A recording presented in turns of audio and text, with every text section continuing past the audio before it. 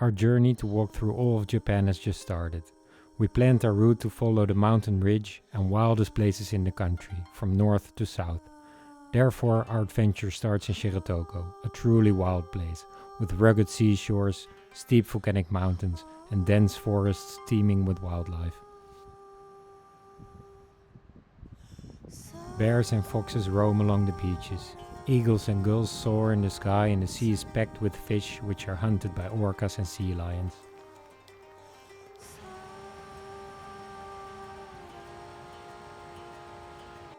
The name Shiretoko means the end of the earth. There are no roads or trails leading to this end. It can only be reached following the rocky shoreline when the tide is at its lowest and by climbing many steep cliffs.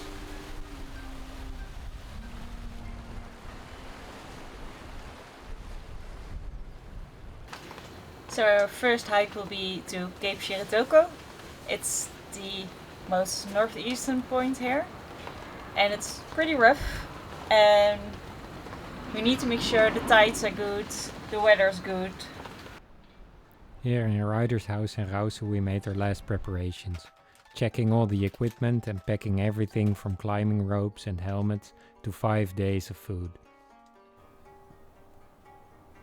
We checked the weather forecast, tide schedules, and the important information about how to find the right route along all the obstacles we have to face one last time.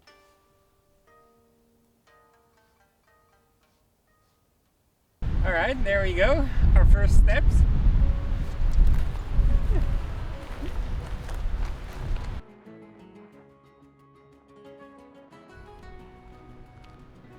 Even before we entered the national park, we sighted our first bear. Smelly hikers, I don't like that.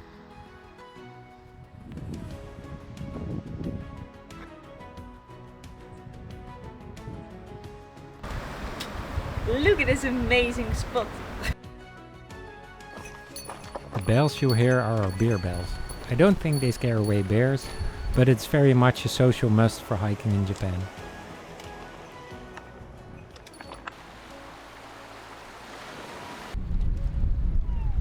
After Aidomari, the end of the road, the adventure truly begins. No more paved roads or hiking trails, only rugged terrain. Our progress is slow, less than 2 kilometers per hour. At this pace it will take about 10 hours without break of trekking and climbing before we reach our intended campsite for the night.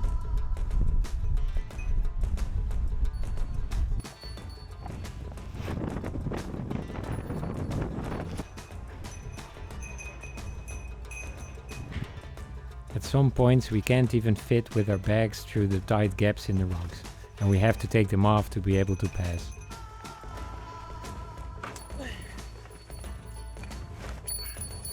As you might have noticed, we are still on our way to reach Cape Shiretoko, our intended starting point, so we will have to come back through the same route. Some of the rock faces we have to overcome are practically vertical climbs. I love the excitement and adrenaline these climbs give me. For Lisa, these are more challenging and quite scary. Okay.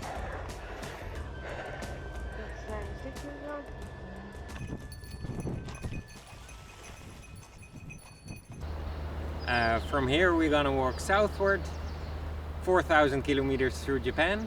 We almost made it to the Cape. We are in Nebetsu Rock at the moment. We just climbed up the rock and then went down a bit, but the last point was really steep, so with our bags and our hiking adventure still going on, we decided to start here. We made it up this rock, but the other side was too difficult. As we just turned around, we already knew what was coming. We were still excited to do this part again, as it was so beautiful and fun to hike.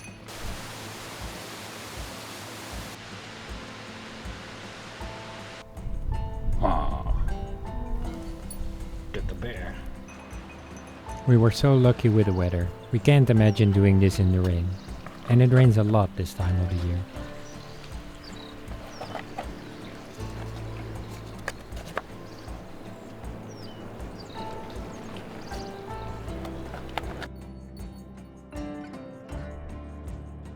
In the tide pools we found many strange animals. For example, this jellyfish.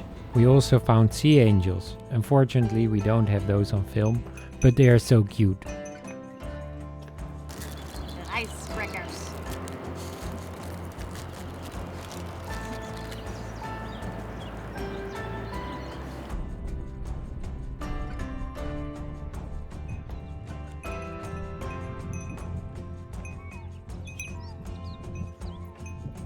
Wow. Dat is een goede calamaris. At this point I wish I brought climbing gloves, like Lisa did. The rocks are actually quite sharp and I was getting small cuts all over my hands.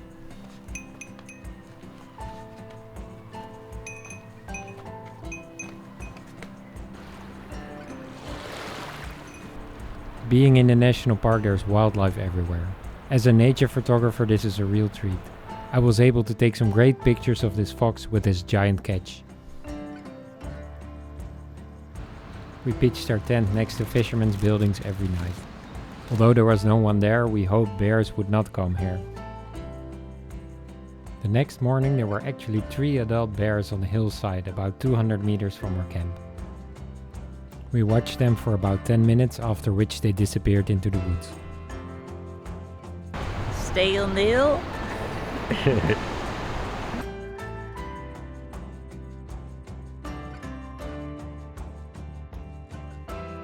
The first obstacle of the day would be a very steep climb and descent over this rock, one that Lisa was not looking forward to.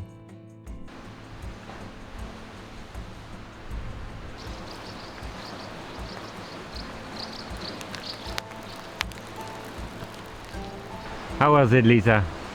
Tough. Scary. But we survived. When climbing a rock face, the beaches in between look appealing and easy. But once there, the rounded stones are actually very hard to walk on. The big ones are kind of alright, and so are the small ones, but the medium rocks roll with each step and are hard on the ankles.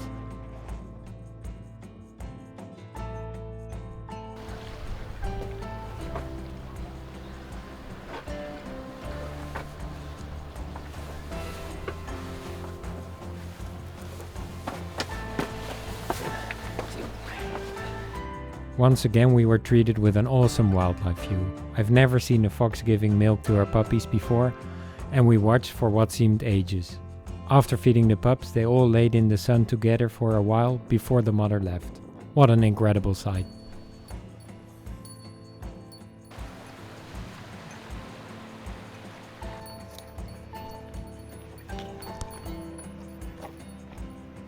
We were almost out of the national park, just one more steep descent on Canon Rock and one river crossing and we would be back in the fisherman's town of Aidomari, where the paved road starts.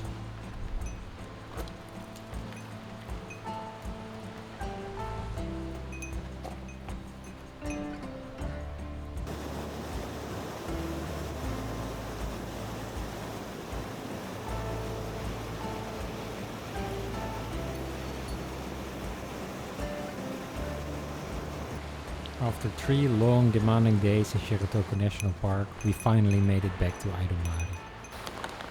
We just came out of the wilderness and here, next to some fishermen's houses, we found some refreshments. Unfortunately, the hiking trail over Mount Rausu is closed due to a fatal bear attack last year, and therefore we have to follow the paved road from here to Shari. But first, some of the best seafood in the world in Rausu town.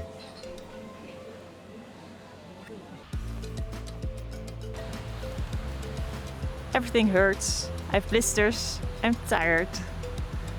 I'm kind of broken.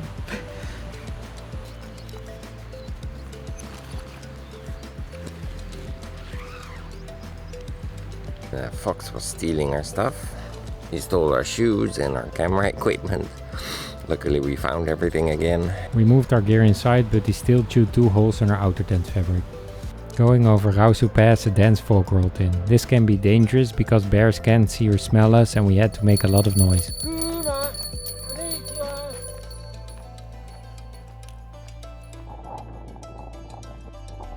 Hiking makes you hungry, and we eat a lot. That's why you see us eating that often.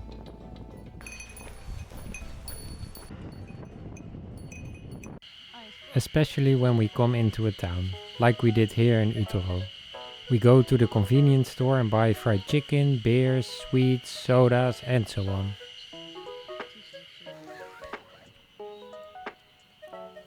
Maybe just a little more.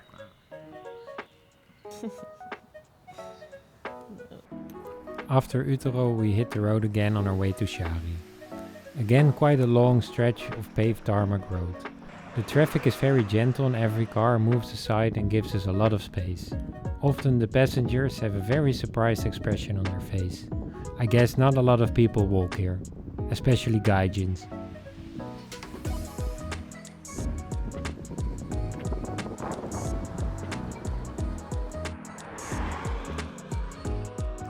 Nearing the town of Shari, the environment changes into farmland. We are amazed by how neatly the fields look. There are no weeds in any of the fields, and all the rows are mesmerizing straight.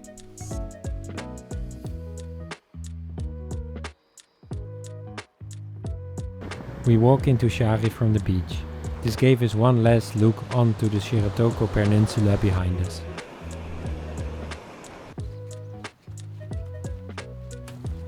Guess what we did when we arrived in Shari? Yes, we hit the convenience store and we stuffed our faces with pancakes.